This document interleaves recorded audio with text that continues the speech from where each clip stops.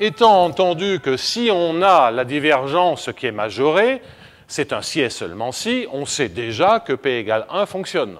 C'est le théorème précédent. Et simplement, la remarque que je viens de faire, c'est qu'on ne peut pas espérer mieux. En revanche, on peut espérer d'autres majorations pour P égale à 1. Et ça, je vous en parlerai dans un instant. Il est grand temps maintenant de parler de la démonstration.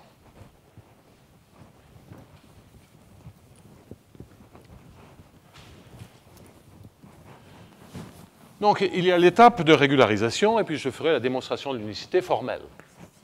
Étant entendu que la démonstration de l'unicité se branche, régularisation, se branche en fait sur l'équation perturbée après régularisation. Pour que les choses soient claires, je vais séparer les deux étapes. Régularisation par convolution, c'est-à-dire je prends une solution, je convole avec un noyau de régularisation comme d'habitude. Donc 1 sur epsilon d, ρ de point sur epsilon. Ρ, c'est infini à support compact, positif ou nul. J'aime bien garder la positivité, comme je vous l'ai déjà dit. Donc, je régularise du epsilon, ça c'est u étoile ré epsilon, du epsilon sur dt, moins aij dij u epsilon. Et maintenant, je regarde les deux morceaux. Moins bêta 1, gradient u epsilon. Moins bêta 2, gradient u epsilon. Égal 0. Donc ça, c'est simplement l'équation que j'ai convolée avec ρ epsilon. Tout ce qui était linéaire indépendant de x, le epsilon rentre dans l'opérateur. C'est linéaire, mais les coefficients dépendent de x, il faut que je fasse attention. La partie en bêta 2 qui est W11, je démarre avec gradient U dans L2, et il faudra comprendre pourquoi on a cette information. Donc la régularisation, ça va faire partie de l'unicité ou de l'existence, si vous voulez, ou des estimations a priori. Il faudra comprendre pourquoi gradient U dans L2. Le fait que U soit dans L infini, bah, c'est le principe du maximum. Ça, c'est normal. On garde la taille maximale de la condition initiale. Donc, quoi qu'il en soit, pour l'étape de régularisation, pour l'étape d'unicité, je démarre avec ça. Il faudra que je vous explique comment on obtient ces informations-là. Quoi qu'il en soit, donc, en travaillant, donc ça c'est en xt, donc ça c'est borné en xt, et ça c'est de carré intégrable en x et t. Donc, quoi qu'il en soit, maintenant, j'ai un bêta 2 qui est dans W11, j'ai un U qui est dans L infini, c'est le lemme de commutation. Alors, je ne sais plus si c'est Fridtjohn ou Reilly, hein, j'arrive toujours pas à m'en souvenir. Ça se rapproche, tout à coup j'ai un doute. Je ne vois pas pourquoi Reilly aurait fait ça, donc je pense que c'est Fridtjohn, mais bon. De toute façon, c'est très simple. Donc, ce que ça nous dit, c'est que ce terme-là, je peux le remplacer par moins bêta 2, c'est ce qu'on a vu la semaine dernière, gradient U epsilon, moins une erreur R2 epsilon, dont je sais qu'elle tend dans L1 vers 0. De sorte que lorsque je suis amené, par exemple, à multiplier par U epsilon qui est borné, bah ça tend vers 0. Donc ça, c'est ce qu'on avait vu, c'était l'erreur qu'on avait eue la semaine dernière. Donc maintenant, le terme qui est nouveau, c'est bêta 1. Bah, évidemment, ce que vous allez faire là-dedans, c'est de dire bêta 1 est dans L2 et gradient U est dans L2. Lorsque vous régularisez un produit de deux fonctions dans L2 et que vous les remplacez ça par la régulariser de chacune ou de l'une des deux, bah, c'est totalement évident. Lorsque vous remplacez ça, bah, vous aurez récupéré moins bêta 1 gradient U epsilon, moins une autre erreur R1 epsilon qui tend dans L1 vers 0. Parce que ça, c'est dans L2 et que ça, c'est dans L2. Donc là, je me sers vraiment du fait que j'ai une information de régularité sur la solution. Et donc, vous voyez qu'on a créé avec le morceau dans L2 une erreur qui est du même type que le morceau qu'on avait déjà géré la semaine dernière. Et donc, voilà pourquoi la régularisation fonctionne. Donc, vous voyez, là, c'est extrêmement simple. Et bien entendu, il faudra comprendre ensuite comment unifier les deux résultats. Hein, c'est AIJ positif ou nul à suivre. Puisque dans un cas, on ne se sert absolument pas de AIJ, dans l'autre cas, on s'en sert en le supposant totalement non dégénéré. Quel est le cas général? Bon, ce ne sera pas très compliqué, je le citerai en fin de cours. Donc ça, c'est l'aspect régularisation. Je l'efface. Ça marche bien parce qu'on a supposé que gradient U était dans L2. Les estimations a priori, l'unicité, etc., tout ça, ça va venir de du même genre de technique. Et donc, unicité et estimée.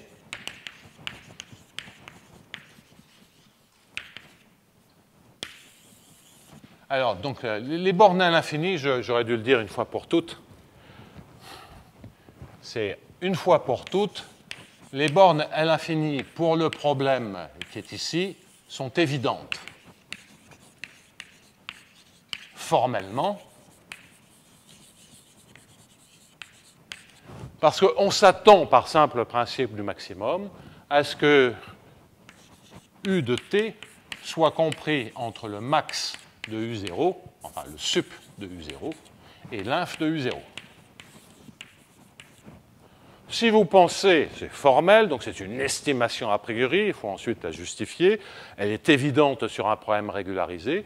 Si vous pensez à l'interprétation probabiliste, il n'y a rien à faire, sinon c'est ce qu'on appelle le principe du maximum. Vous voyez bien qu'une espérance, c'est-à-dire une moyenne de U0 en certains points, c'est majoré par le sup et minoré par l'inf. Donc rien à dire, en tout cas lorsque les coefficients sont réguliers. Et donc, par approximation, si on fait des passages à la limite, qu'on construit quelque chose, on s'attend bien à avoir des bornes uniformes qui ne dépendent de rien du tout. Donc, les bornes à l'infini sont triviales. Donc, le problème n'est pas là, c'est effectivement tout le reste.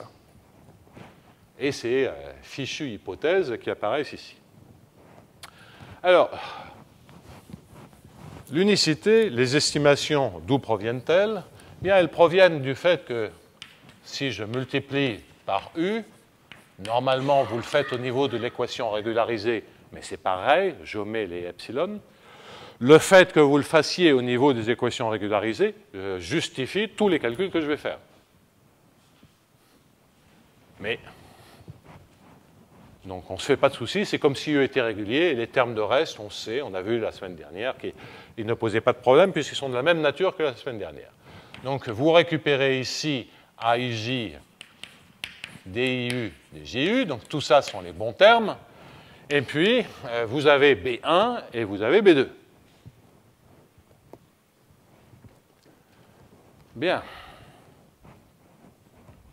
Alors, en ce qui concerne B1, lui, on n'y touche pas, on le fait passer de l'autre côté, ça fait un B1 gradient U, U.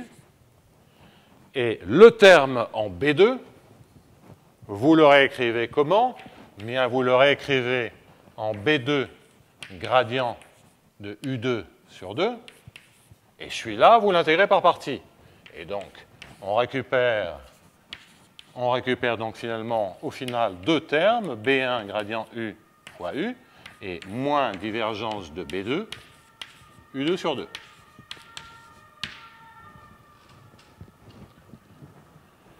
Bon. Alors, je vais tordre le cou. Je vais tordre le cou aux espaces de Marcinkiewicz ici. Aux espaces LP faibles. Et après, j'expliquerai les autres morceaux, comment ça marche.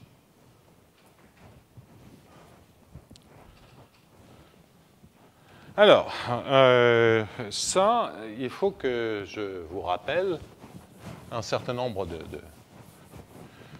de règles du jeu, c'est-à-dire la première, c'est la chose suivante. Donc là-dedans, le temps est fixé. C'est que si gradient U est dans L2, vous connaissez les inégalités de Sobolev, L2 c'est L2,2. Les inégalités de Sobolev vous disent que ça, c'est dans L2D sur D-2, L6 en dimension 3. Donc ça, c'est l'inégalité de Sobolev comme on l'apprend. Comme on l'apprend parfois, plus rarement, on sait qu'en fait, Vous avez un peu mieux que ça parce que vous gagnez sur le deuxième exposant dans les espaces de Lorentz. Bon, pourquoi? C'est simplement un résultat de la convolution parce que fondamentalement, vous avez la loi de Biot et-Savart qui vous dit que gradient U, pardon, que U, c'est quelque chose comme un certain produit de convolution, donc il y a un moins C. J'y arriverai pas à reconstituer ça, donc ça va être c'est un moins C, X moins Y, pardon. Si je mets un C, je peux mettre le moins dedans. Un X sur X à la puissance, je pense que c'est D, non? Étoile gradient U. C'est simplement, vous écrivez la solution fondamentale en disant que U, c'est la solution fondamentale associée à moins Laplacien U. Vous faites une intégration par partie et vous avez cette représentation. C'est pour ça que je parle de Biot-Savart. Et donc, ce que vous voyez, c'est que ici, vous avez quelque chose qui est un espace de Marcinkiewicz faible, et que ici, vous avez quelque chose qui est dans L2. Et donc, lorsque vous avez ici un LP infini étoile L2, 2, les règles du jeu pour les produits de convolution, c'est que vous appliquez sur les premiers exposants les règles habituelles d'intégrabilité d'un produit de convolution. Sur le deuxième exposant, c'est comme de la multiplication. C'est-à-dire que c'est 1 sur l'infini plus 1 demi égale le nouveau deuxième exposant, c'est-à-dire 2. Donc vous gardez, comme dans un produit, le deuxième exposant. Ça sont c'est pas très compliqué, hein, d'où ça vient, c'est que, bon, si vous connaissez l'interpolation, c'est automatique dès que vous connaissez les règles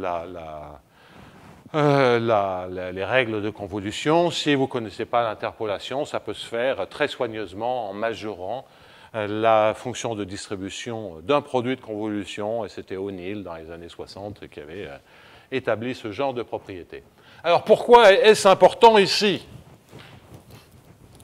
Pourquoi c'est important ici? C'est que ça vous permet de comprendre tout de suite ce qui est quelque chose de très très proche de ce que je vais démontrer, c'est l'inégalité de Hardy.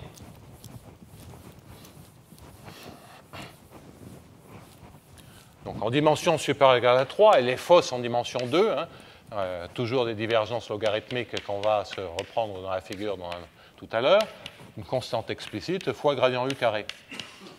Alors soit vous faites une démonstration parce que vous avez envie de faire joujou avec une démonstration analytique, vous vous ramenez au cas radial et vous faites l'intégration par partie, c'est 10 lignes de démonstration, c'est pas très compliqué. Soit vous ne faites rien et vous dites la chose suivante. Si gradient U est dans L2, U est dans L2 sur 2D sur D moins 2, 2.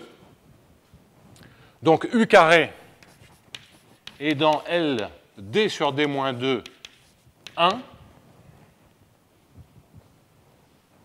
Donc pour les carrés, c'est comme pour les produits. Hein. Les produits, à chaque fois, vous sommez. 1 demi plus 1 demi, ça fait 1. Et puis ça, c'est la règle habituelle. C'est de l'intégrabilité au sens standard. Et 1 sur x2 appartient à, ce qu'il faut, c'est L d sur 2 infini.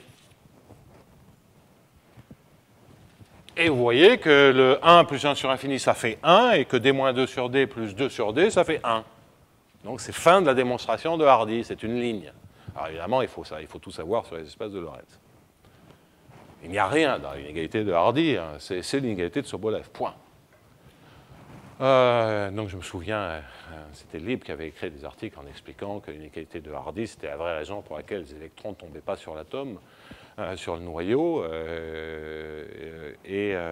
Non, il disait que c'est les inégalités de Sobolev. Et Barry Simon l'engueulait en lui disant non, c'est à cause des inégalités de Hardy.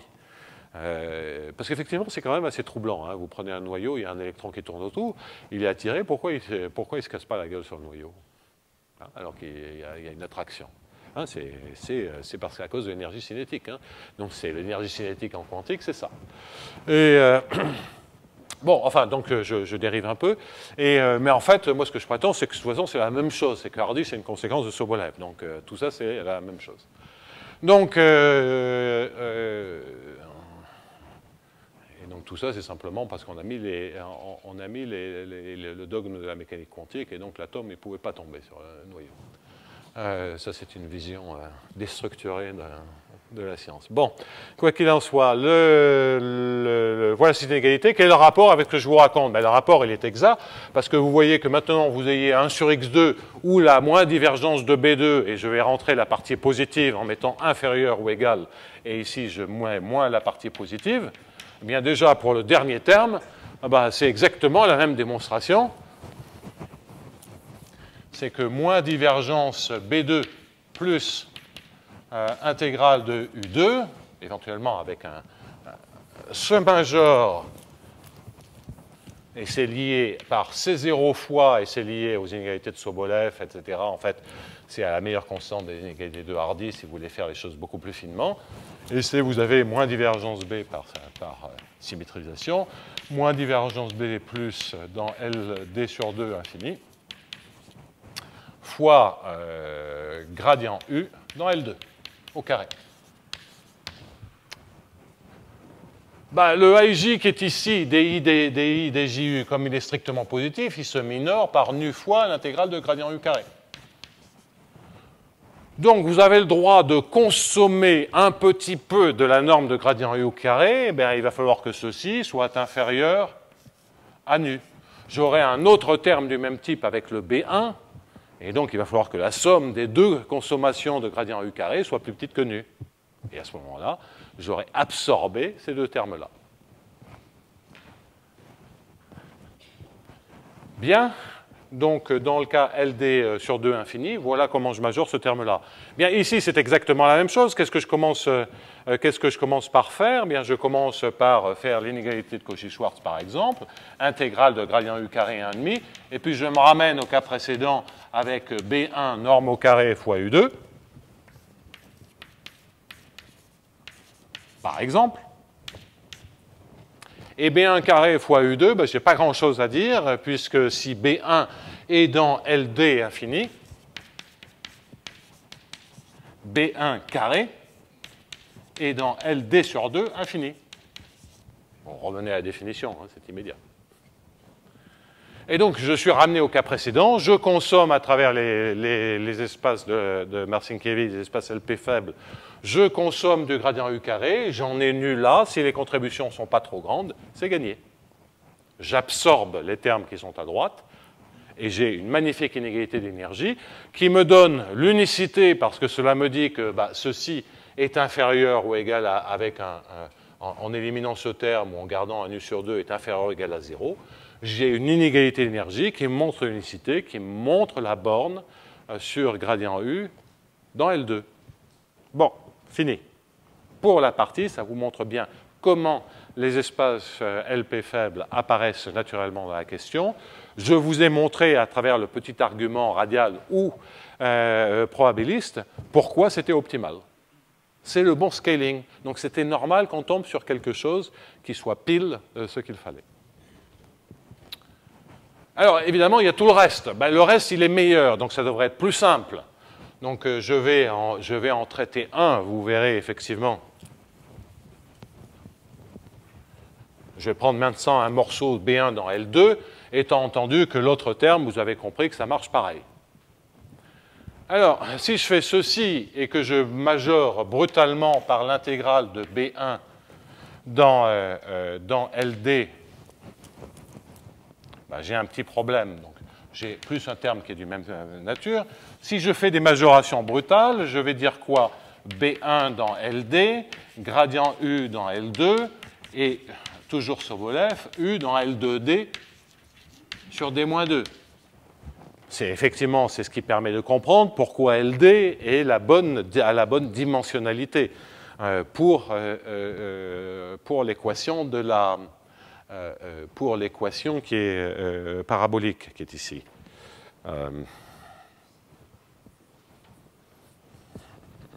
Ouais. OK.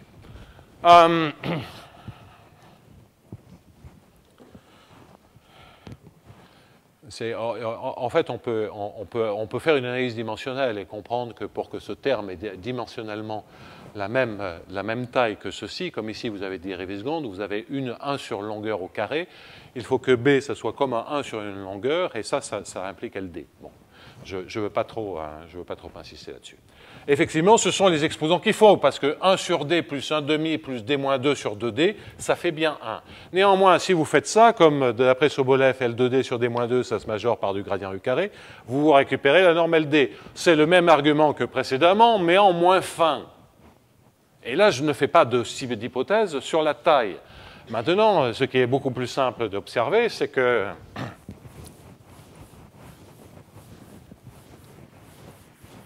si vous prenez quelque chose qui est dans LD, donc là, la seule remarque, c'est que si vous prenez un B1 qui est dans LD, en fait, vous pouvez décomposer B1 en quelque chose qui est un B1 delta plus B2 delta, où B2 delta est dans L infini, par exemple, et où B1 delta, ou dans C infini d'ailleurs, si vous en avez envie, et B1 delta en norme LD est plus petit que delta. C'est une évidence. Par exemple, vous gardez que la partie grande de B1, vous coupez B1, le terme coupé, tronqué, il est dans L infini, et le terme qui contient les valeurs hautes, donc je devrais écrire ça plus précisément, B1 delta, pensez que c'est B1, la fonction indicatrice de B1 plus grand qu'un certain R, qui était ajusté pour que cette contribution soit plus petite que delta. Alors ça, cette opération permet effectivement de se dire qu'à des termes qui sont plus gentils près, je ne peux consommer qu'un petit morceau du gradient U carré, et vous auriez pu me dire, mais pourquoi on ne l'a pas fait dans LD infini? C'est que dans LD infini, si vous tronquez, vous gardez la même norme, LD infini. Parce que si vous prenez 1 sur X, dans l'espace faible, et que vous le tronquez, que vous ne gardez que la partie grande, disons dans une boule de rayon 1, par exemple, ça a la même norme, parce que vous avez toujours la même croissance de la fonction de distribution près de 0. Donc, cette décomposition, on ne peut la faire que si on va un tout petit peu plus loin. Et donc, en fait, vous voyez que ici, c'est un peu triché. Quand je mets LD ici, j'aurais pu mettre L infini en décomposant en un petit bout dans LD infini et un truc qui est borné. Mais c'était pour bien montrer que je gardais, et même chose ici, L infini. Le petit bout, on le traite comme précédemment, donc comme avant, donc delta positif petit fixé avec mon nu. Si j'ai déjà consommé du nu avec les deux premiers termes, je rajoute une contribution. Il suffit que je garde juste un peu de marge et un delta suffisamment petit pour consommer ce qui reste du gradient U carré. Et donc, je suis ramené, en fait, au cas, ce que cette remarque permet de voir, c'est qu'il suffit de regarder le cas où B1 est dans L infini. Puis là, il n'y a vraiment plus de souci, parce que B1 gradient U fois U, celui-là, je le majore maintenant par B1 dans L infini, gradient U dans L2, U en norme L2. Je vous rappelle que de l'autre côté, on a D sur dt de U en norme L2 au carré sur 2, plus un certain nu ou un certain mu, c'est ce qui reste après toutes mes contributions. Et puis là, vous faites simplement du Cauchy-Schwarz, mu sur 2, intégrale de gradient U carré, plus une constante, c'est fois intégrale de U2. Et donc, le résultat des courses, c'est vous obtenez quoi? Parce que, observez bien, que jusqu'à présent, j'avais absorbé tout le membre de droite, donc j'avais obtenu une majoration avec ici égale à 1. J'obtenais une contraction dans L2, ou dans LP d'ailleurs. Là, si je permets une partie qui est bornée, je vais avoir une contribution aux membres de droite, et c'est pour cela que je récupère une inégalité dans L2 ou dans LP. Au lieu de multiplier par U, vous multipliez par U à la puissance P-1, c'est exactement la même chose. Vous récupérez une inégalité de type Gromval, une croissance exponentielle de la norme L2, mais avec un 1 ici. et dont on a vu qu'elle était fausse si P égale à 1. Donc c'est que si P est égal à 1 dans la norme L1, on ne va pas sentir le Laplacien. On ne le sent pas. Parce que vous avez vu, si on garde la positivité, quand je calcule la norme, le d sur dt, ça me tue le Laplacien. Je ne sens pas l'énergie. La seule non-linéarité de la norme L1, c'est ce qui se passe en zéro. Ça ne vous donne pas d'informations sur les valeurs grandes. C'est une norme linéaire, entre guillemets. Et tandis que les normes L2 ont de la forte convexité. En fait, ce n'est pas linéaire, c'est que c'est une fonction qui est plate et qui a simplement un angle, la fonction valeur absolue. Les normes L2 et LP ont de la forte convexité et elles vont vous sortir un terme d'énergie grâce auquel vous pouvez obtenir des taux de déformation en norme L2 qui sont finis. Bon, c'est un peu, je suis en train d'insister, mais la vraie question, pour moi, c'est P égale à 1. Cela dit, cette identité d'énergie est quand même frappante et je vous signale au passage que dans LD sur 2 infini, LD infini, pour les différentes contributions, en fait, le C0 qui est ici, le C1 qui est ici, ou le CP qui est là, est en fait nul. Ouf. OK, donc ça, c'est... je vais peut-être faire AIJ général.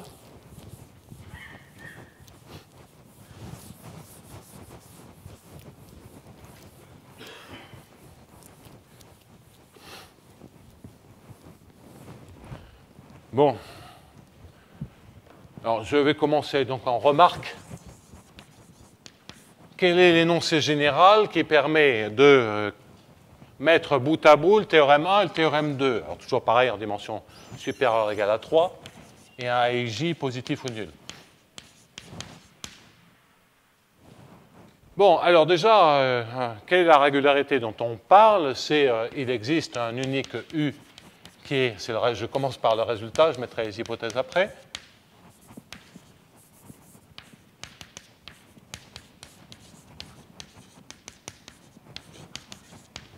Et dire que maintenant gradient U est dans L2, c'est remplacé par autre chose, on ne va avoir l'information L2 uniquement sur la partie dans l'image de gradient U dans L2, de gradient U.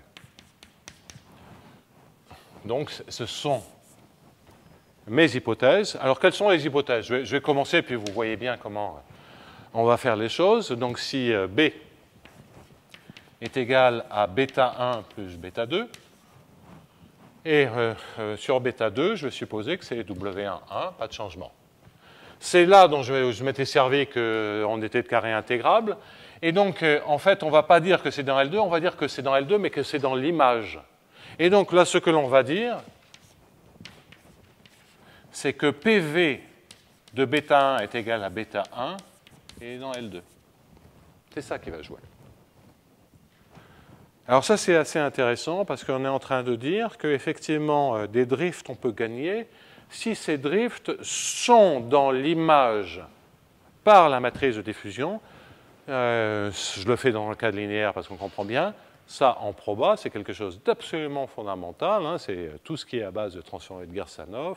C'est comprendre le théorème de Cameron-Martin. C'est comprendre que si on sait gérer un drift avec une certaine matrice de diffusion, on peut gérer d'autres drifts en composant avec la matrice de diffusion. Je réexpliquerai ça plus tard quand on fera du non-linéaire. En linéaire, c'est tellement trivial. Enfin, du non-linéaire, des coefficients généraux.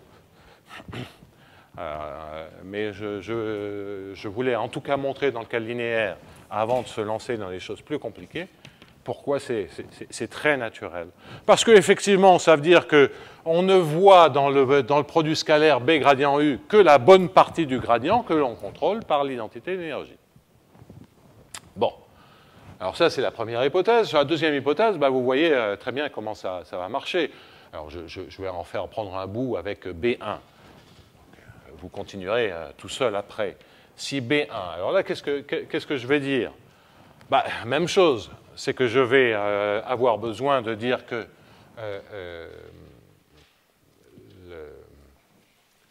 je me concentre sur B1.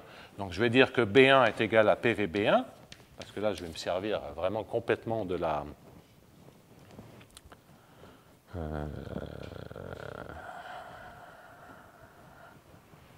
Oui. Et dans ce cas de figure, et puis vous devrez bien entendu rajouter une divergence de B bornée. Ouais, bon, je vais simplifier pour prendre ce cas de figure. Et là, ce que vous devez supposer, c'est que c'est dans L infini pour les Y dans les V orthogonales à valeur dans, typiquement, LD, et puis après vous raffinez avec les LD infinis, pas trop grands, etc. Donc je vais mettre ici juste LD pour vous donner un exemple, parce que ça devient rapidement un peu compliqué. Donc vous supposez dans LD de V. C'est-à-dire que vous avez un groupe de variables dans lequel vous avez de la diffusion, c'est ce que je veux dire par LD de V. Vous avez un groupe de variables, le reste des autres variables, celles qui sont dans le noyau, pour lesquelles vous n'avez pas de diffusion, et là vous ne supposez beaucoup plus dans ces directions-là. Donc vous jouez comme ceci systématiquement en vous servant de l'intégrabilité supplémentaire là où vous l'avez. Donc c'est une dimension différente, ça veut aussi dire que le D ici, c'est la dimension, donc je vais mettre K, c'est la dimension de V. Donc vous gagnez de ce côté-là parce que vous avez moins de variables, mais vous perdez énormément de l'autre côté parce que vous avez toutes les variables sur lesquelles vous ne savez rien.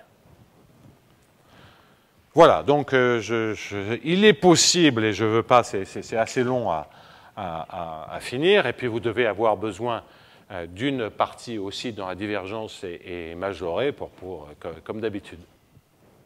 Donc on peut effectivement combiner les deux résultats. C'est purement technique, ça ne présente vraiment aucun intérêt. Je voulais vous montrer juste une ou deux petites variantes pour qu'on comprenne comment ça marche. Alors il reste le cas D égale 2, P égale à 1. Pour D égale 2, je vais au moins citer rapidement les résultats et puis ensuite vous expliquer ce qui se passe. Alors, pour D égale à 2, la partie régularisation est inchangée. Avec la même démonstration, ça, c'est pareil. Il n'y a rien de changé. Là où ça s'effondre, c'est les inégalités de Sobolev.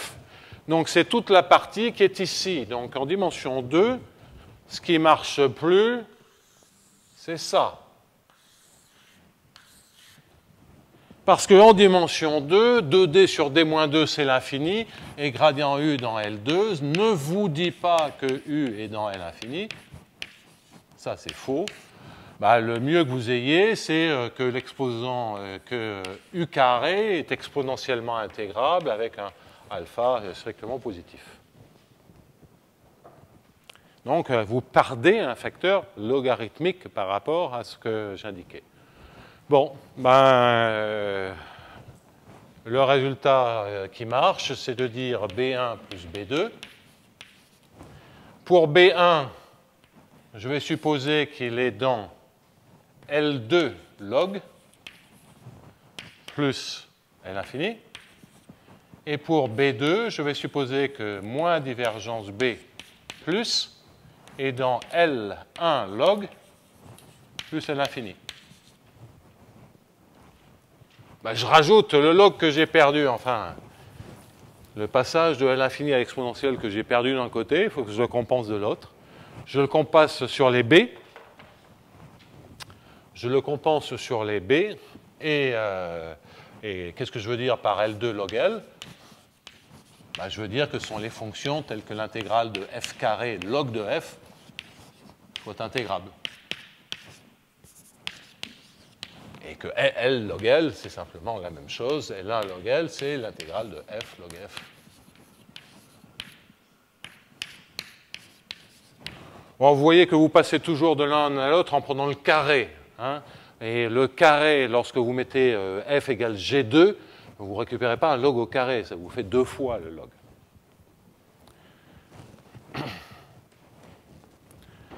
Et donc, même résultat.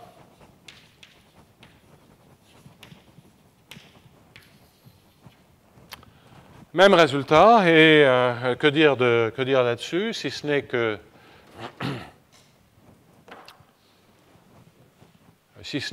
la chose suivante, c'est que quand vous devez faire par exemple une majoration de bêta parce que bêta, c'est soit B1 au carré, soit moins divergence de B2+. Hein, c'est ce à quoi on était arrivé. Hein. Dans les deux cas de figure, c'est dans L log L. Et vous multipliez par U2, qui est exponentiellement intégrable. Eh bien ça, c'est fini. Vous pouvez faire agir L log L sur les fonctions dans H1, sur le carré des fonctions dans H1. Donc c'est la même démonstration, mais vous avez remplacé maintenant ce qui ne marchait pas parce qu'il y a une petite perte en dimension 2. Eh bien, cette petite perte, vous la compensez par en mettant du log. Alors, c'est un peu paradoxal parce qu'on a l'impression que ça marche plus mal. Oui, enfin, ça marche plus mal à ceci près que c'est quoi la limite en dimension 2, ici, on est en train de parler de L, on est presque L1 sur la divergence. C'est pas énorme. Et surtout, si vous prenez un champ de vecteurs en oubliant complètement la divergence, on est en train de parler de L2. En dimension 3, on est du côté de L3, donc on a quand même gagné par la dimension 3. On n'arrive pas à atteindre L2. On pourrait se dire, ouais, mais ça, c'est peut-être parce qu'on s'y prend mal. Alors, en fait, si on continue, on remarque et que vous prenez pour B 1 sur R comme champ de vecteur pour B, moins 1 sur R log de moins log R. Et ici, vous mettez un θ, où θ est plus grand que 1, que vous faites l'analyse soit probabiliste, soit des solutions fondamentales, des solutions harmoniques, eh bien, vous vous rendez compte que ce bazar-là donne des contre-exemples en dimension 2. Après, vous dites, dans quoi ce bazar-là appartient-il? Alors, je me suis... donc ça, c'est... j'ai commis une erreur, pardonnez-moi. C'est pas ça du tout. C'est B égale moins θ, je confonds avec autre chose. Moins θ, où θ est plus grand que 1, de log... pardon, j'y arrive. 1 sur R, log R. Voilà. Ouf. Donc ça, c'est la partie radiale. Et puis, vous mettez x sur norme de x pour avoir un champ de vecteurs dans R2. Ça y est, j'y suis arrivé. Donc, vous voyez que vous atténuez un peu la divergence en 0. S'il n'y avait pas le log, ça serait du L2 infini. Il y a du log, donc c'est un peu mieux fichu. Ça, c'est de carré intégrable, hein, ça. Parce que 1 sur R2 fois R, ça vous fait du R. Et puis, vous avez un log carré, donc ça suffit à le rendre intégrable. Il y a d'ailleurs de la marge, puisque c'est un log à une puissance strictement plus grande que 1 pour que ça soit intégrable. Et donc, c'est un contre-exemple. Et là, vous avez un champ de vecteurs qui est dans L2P, quel que soit P plus grand que 1. Il n'est pas dans L2,1, à un log près. Bon, c'est horrible à vérifier des trucs comme ça d'ailleurs. Sauf L2,1, parce qu'on sait que si le gradient U est dans L2,1, alors c'est borné. Donc il suffit d'intégrer ça et dire c'est pas borné. Donc ça ne peut pas être dans L2,1. Bon, enfin, je passe, j'ai trop nagé là-dedans pour vous embêter trop là-dessus. Mais ce que ça veut dire, c'est que donc dans L2, c'est faux. C'est pas purement technique. Et qu'il y a une petite, entre le L2 log L et L2,1, il y a une petite zone d'ombre. J'ai tendance à penser que pour L2,1, c'est faux. Donc, je ne sais pas, il faut peut-être essayer ça avec des log-log, avec une certaine puissance. Je ne suis pas sûr que ça suffise. Et je fatigue. Donc, peut-être ça marche pour L2,1, mais il y a un moment donné où là, on fatigue un peu. Donc, c'est la dimension 2. Je vous ai expliqué comment ça passait. Et le dernier point que je veux aborder pour compenser le fait que j'ai fini en retard la semaine dernière, le dernier point que je voulais aborder consiste à vous parler de P égale à 1. Qu'est-ce qu'il faut faire pour avoir une bonne estimation dans L1 de nature différente de celle-ci, parce que la seule que l'on peut obtenir avec un e puissance C0t, comme je vous l'ai expliqué, c'est lorsque la divergence est bornée.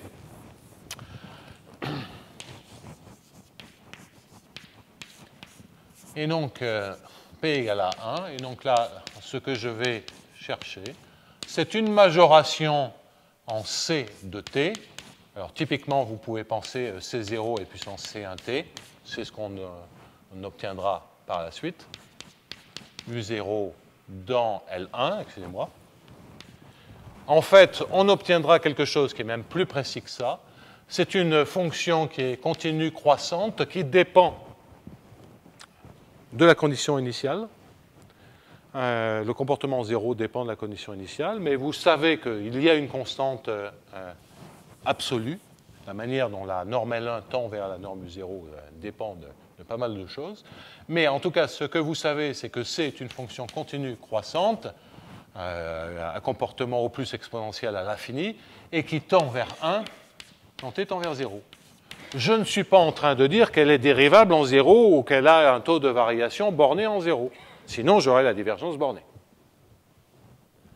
Alors, ceci est vrai, et typiquement, ça va être vrai, je vais simplifier les hypothèses, c'est que si B est dans LD1. Okay. Donc, j'ai besoin de renforcer un tout petit peu, je reste toujours au niveau de LD, et ça ne semble pas être vrai dans LD. Donc après, il y a toutes les variantes possibles et imaginables. En remplaçant LD sur 2 par LD sur 2, 1, vous avez droit à rajouter un plus L infini. Et évidemment, vous avez le droit à prendre une moins ici un plus L infini, parce que si la divergence est bornée, c'est bon pour les normes L1, il n'y a pas de problème. Donc je me concentre dans ce cas-là et essayer de comprendre ceci. Alors ça, en fait, cette estimation a priori, je ne sais pas l'obtenir directement sur cette équation. Et je vais l'obtenir par l'équation duale. Et donc, que dire là-dessus? C'est de dire qu'au fond, quand on parle d'équations paraboliques, il y a 3 équations paraboliques associées à un jeu de coefficients. Oubliez le terme en B. Et donc, vous avez une première équation qui est l'équation non sous forme divergence, qui correspond à comprendre la solution fondamentale en X, ces solutions de cette équation-là, égale à 0. Vous avez l'équation qui ressemble le plus au coefficient constant, qui est sous forme divergence. Pourquoi c'est celle qui ressemble le plus au coefficient constant? C'est parce que pour des identités d'énergie, tout se passe bien. Et puis vous avez l'équation duale, que je devrais écrire avec, en rétrograde en temps, mais si vous changez de temps, c'est de mettre dij de aij. Et là, ça correspond à regarder l'équation sur la solution fondamentale en Y. Bien. Et donc, obtenir une majoration pour cette équation-là, L1, c'est équivalent à obtenir une majoration L infini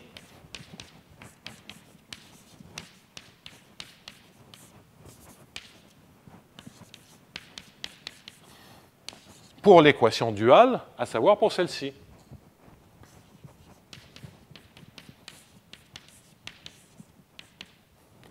Alors, aij est constant, pensez laplacien. Allez, on va faire simple.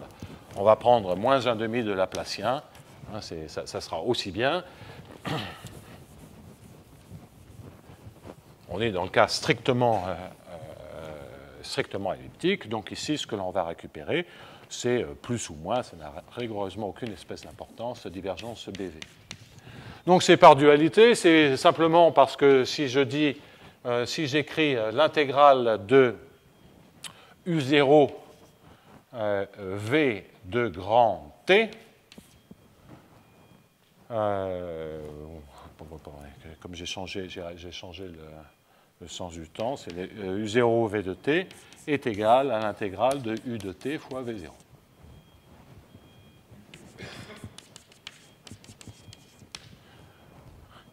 Et donc, ça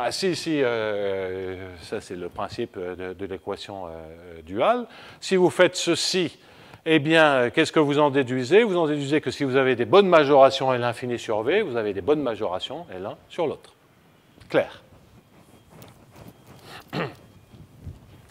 Alors, pourquoi ça marche? Supposez que supposez qu'on sache déjà que V est dans L infini. Si V est dans L infini, ici, qu'est-ce que vous avez? Vous avez un B qui est dans un certain LD1, et donc vous avez quelque chose qui va être L infini en temps, à valeur dans LD1 en X. En supposant que vous ayez une borne à l'infini. Et maintenant, supposez, malheureusement c'est faux, supposez qu'on ait la régularité maximale pour cette équation avec, si V est dans L infini, BV appartient à ceci. Supposez que vous ayez la régularité maximale, ça vous dirait que gradient V est dans L infini en temps, à valeur dans LD1 en X. Et gradient V dans LD, ça n'entraîne pas V dans L infini, mais gradient V dans LD1, ça entraîne, c'est Sobolev, V dans L infini. Toujours pareil, hein, c'est ce qu'on disait tout à l'heure avec les produits de convolution. Et donc, vous retomberiez sur L infini. Malheureusement, ça c'est faux. Vous n'avez pas le droit à mettre des L infini ici. Donc, on perd. Oui, mais on ne perd pas tout à fait. Parce que si V est dans L infini, B, lui, il est indépendant du temps. Donc là, en temps, il faut supposer plus.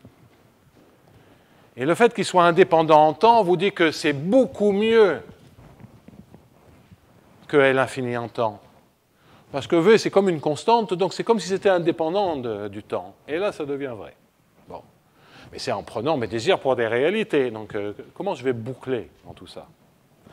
Alors, comment je vais boucler? Et puis, je vais écrire assez finement. Je vais dire divergence de BV, je le reporte au second membre. Et donc, j'écris que V à l'instant t, x et t, c'est un truc qui dépend de U0 fois le noyau de convolution de la solution de la chaleur. Donc, lui, il est parfait. Je l'oublie. Et je récupère moins l'intégrale du gradient de P, une intégrale de 0 à t, d'une intégrale en y, de gradient P t moins s, x moins y. Et ici, ce que j'ai, c'est un B de y. Par exemple, V de y, dy. V de s et de y, dy. Et puis ça, je vais le majorer brutalement en mettant des valeurs absolues partout. Donc tout ceci, des normes partout. Tout ceci, je le majore par l'intégrale de 0 à t, l'intégrale de gradient P t moins s de x moins y en norme, B de y en norme, et puis V de s et de y, je vais mettre ici la norme du sup, en tout cas pour jusqu'à l'instant t. Bien. Et maintenant,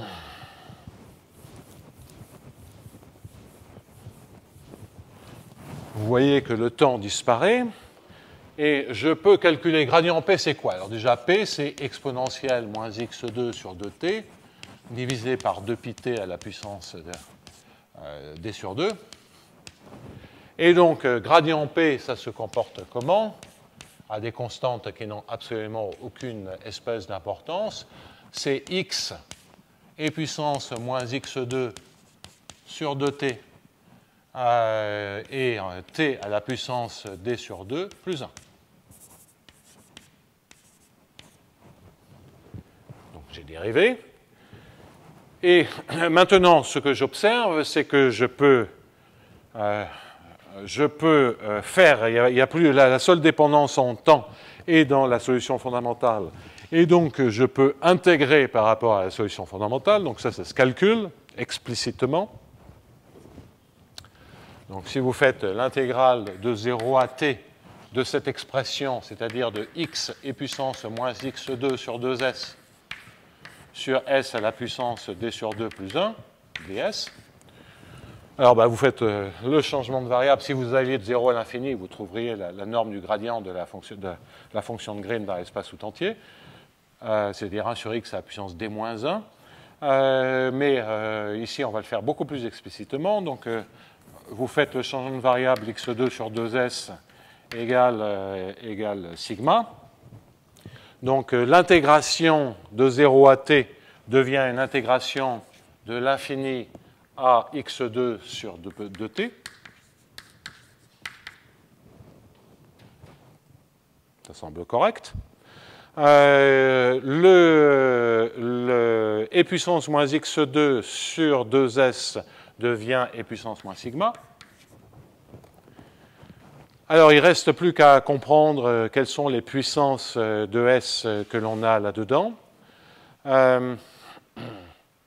Oui.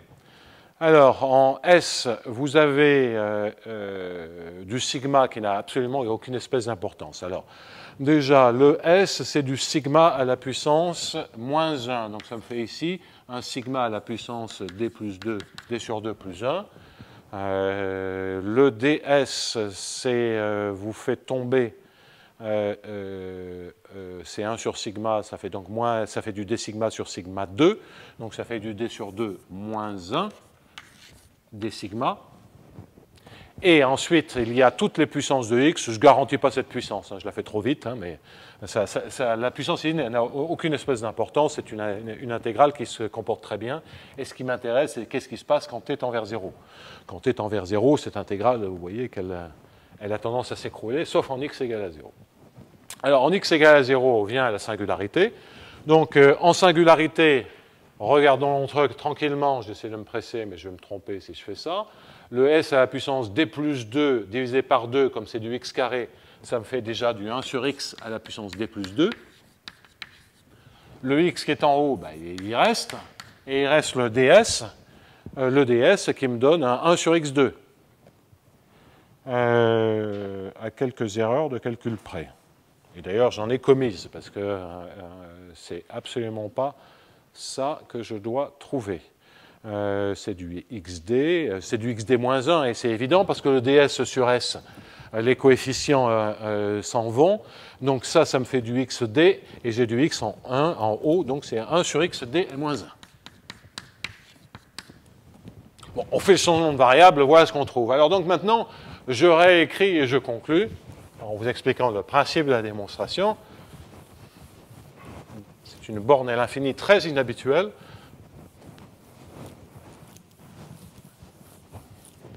Donc, ce que je récupère, c'est donc l'intégrale, de x2 sur 2t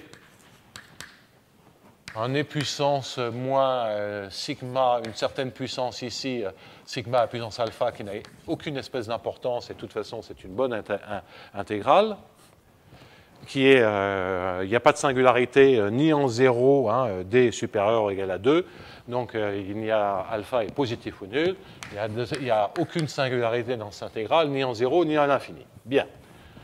Et à l'infini, ça s'écroule très, très rapidement. Et ce que vous avez, c'est la singularité principale qui est le gradient de 1 sur x de la solution fondamentale de la fonction de Green du Laplacien dans l'espace tout entier, ce qui est normal, hein, quand vous intégrez la solution fondamentale de 0 à l'infini, vous avez la fonction de Green. Et donc, si la fonction de Green, c'est du 1 sur x à la puissance d-2, la norme du gradient, c'est du 1 sur x à la puissance d-1. Vous avez enfin toute une constante, et cette fonction, vous prenez son produit de convolution par, d'ailleurs c'est en x moins y, par mon b de x moins y, mais je vais mettre le x moins y ici.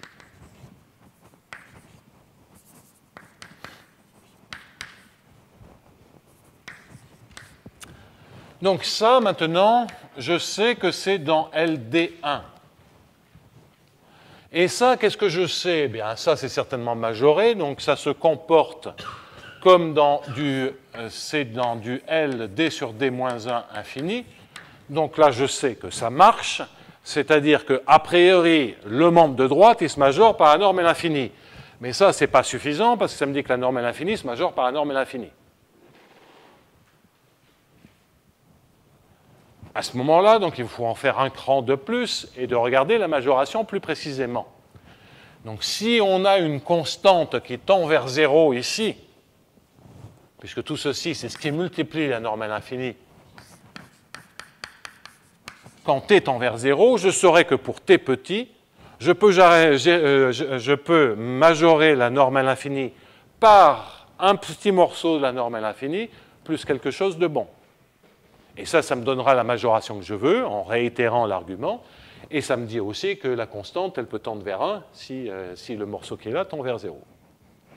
Donc, la moralité, c'est de comprendre pourquoi ceci, uniformément, tend vers 0 quand t tend vers 0. Donc, vous voyez là, j'ai gelé x. Quand j'ai fait cet argument, j'ai oublié x. J'ai dit c'est une fonction de y. Elle a une certaine intégrabilité. Je la multiplie par cette fonction. Elle a une certaine intégrabilité. Alors, l'uniformité en x ne pose absolument aucun problème. Il faut comprendre déjà pourquoi ponctuellement ça tend vers 0. Alors, déjà, on pourrait essayer de mesurer la norme LD sur D-1. Mais la norme LD sur D-1, elle est constante parce qu'elle ne tend pas vers 0. Parce que si vous prenez des x moins y qui sont de l'ordre de t, ici, vous avez une constante. Et dès que sur une boule, vous avez un comportement en 1 sur x à la puissance D-1, ça vous charge instantanément toute la norme de Marcinkiewicz. Donc ça ne tend pas vers 0 en norme.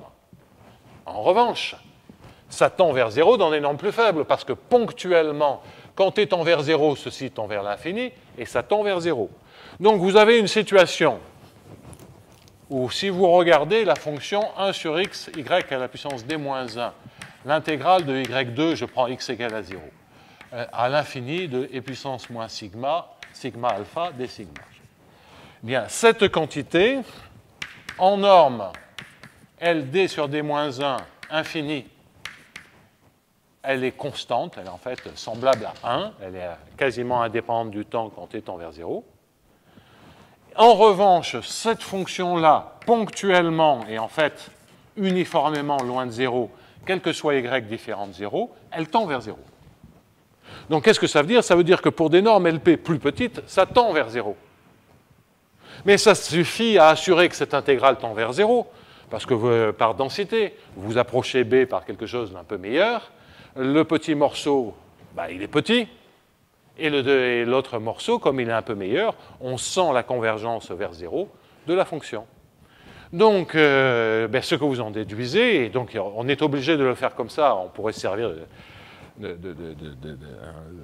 parce que vous voulez la convergence uniforme en x, et ça, vous voyez que c'est complètement uniforme.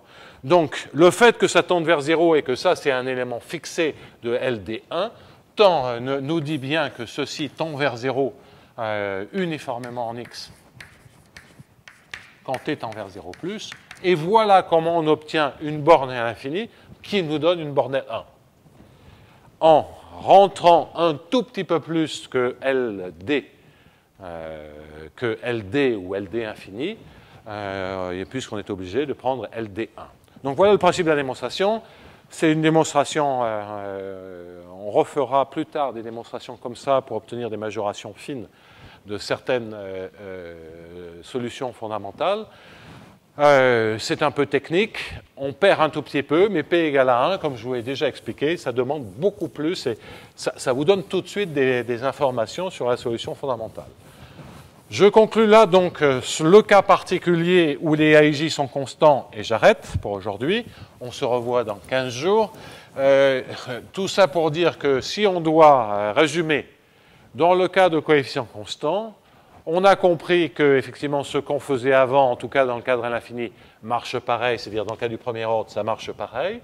Que si on rajoute l'information, mais le AIJ, il est non dégénéré dans certaines directions, eh bien, je peux affaiblir considérablement, en tout cas dans ces directions-là, la régularité du champ de vecteurs, et que si je prends quelque chose qui est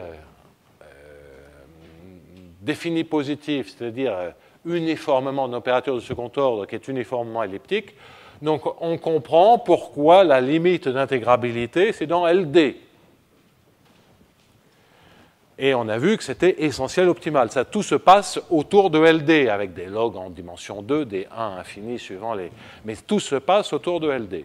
Il y a des bons arguments dimensionnels, c'est lié aux inégalités de Sobolev pour ça, et c'est donc les bons résultats à des petites questions techniques près. Je crois que là, ça suffit. Il me semblait que je voulais dire quelque chose en plus lié à ces aspects dans LD, mais ceci m'échappe, je suis fatigué et malade, donc c'est pas très très facile. J'essaie désespérément de me remémorer de quoi il s'agissait, mais ça vraiment ça m'a échappé. Sur les espaces LD, sur l'espace que D soit la limite, effectivement, c'est quelque chose qui apparaît un petit peu dans la littérature. Effectivement, ça me fait penser à des travaux en proba de Svankin. Je voulais signaler, en général, je ne sais pas. Vous avez vu également qu'on a quelques petites questions ouvertes en dimension 2. Est-ce qu'on a le droit à L2,1 ou pas? Et enfin, je veux bien insister que sur le fait que la difficulté pour le champ de vecteurs, c'est la partie potentielle du champ de vecteurs. La partie à divergence nulle, vous voyez qu'on a besoin de rien. Hein. Donc, un bêta qui est dans L2 à divergence nulle, il y a existence et unicité. Point. Parce que vous prenez cette partie-là, moins divergence B égale 0, donc vous prenez que du B2, et vous ne prenez que du bêta 1. Donc, la partie à divergence nulle, elle est réglée, et en dimension 2, elle marche aussi. On n'a pas besoin de L log L. En dimension 2, c'est un cas très particulier. Si B est à divergence nulle, ou si B est à divergence bornée, mais par exemple nulle, et que vous prenez B gradient U, vous gagnez parce que ça, c'est dans l'espace de Hardy H1. Et donc, vous avez le droit de le multiplier contre du U qui étend dans le Sobolev H1 et s'injecte dans VMO. Et donc, là, vous avez la dualité, et donc ça marche. Et donc, ce que je vous ai raconté, ce matin, si la divergence est nulle en dimension 2, eh bien, B dans L2, ça fonctionne. Je n'ai pas besoin de mettre du 1, du log. C'est un cas où ça marche. La vraie partie difficile, c'est sur la partie potentielle du champ de vecteurs. Tous les exemples que j'ai pris, c'est du potentiel. Divergence nulle, ça a plus tendance à faire tourner. Potentiel, ça peut concentrer les trajectoires sur des singularités. C'est ça qui est difficile et c'est typiquement l'exemple que j'ai construit. Donc voilà où on en est, enfin voilà où j'en suis. Ceci conclut quand même bien cette partie-là. À partir de dans 15 jours, je vais démarrer avec des AIJ qui maintenant dépendent de X. Je vais commencer avec des AIJ qui dépendent de X sous forme divergence, et puis après on partira non sous forme divergence, et puis après ça sera fini. Donc j'ai encore 2 séances sur ce sujet-là. Après, je pense aller faire une excursion sur ce qu'on appelle les diffusions couplées et des systèmes paraboliques non linéaires d'un type un peu inhabituel pour signaler tout un tas de problèmes ouverts que je trouve absolument passionnants. Et par la suite, je reviendrai peut-être sur des solutions fondamentales dans le cas de type Fokker-Planck, comment obtenir des majorations gaussiennes pour des équations de Fokker-Planck avec des mauvaises forces. Et puis à la fin, s'il me reste du temps, ce sera des systèmes paraboliques d'un type totalement différent qui apparaissent dans les Minfield Games avec... bon, ça sera certainement en janvier. Donc encore 2 séances sur ces sujets-là, puis après on va changer complètement de sujet, puis on changera encore de sujet, puis on changera encore de sujet. Mais le thème commun, ce sera toujours les équations paraboliques. Sur ce, si vous prenez des vacances, je vous souhaite d'excellentes vacances. Si vous n'en prenez pas comme moi, je vous souhaite quand même de bien récupérer de ce cours dense et on se retrouve dans 15 jours.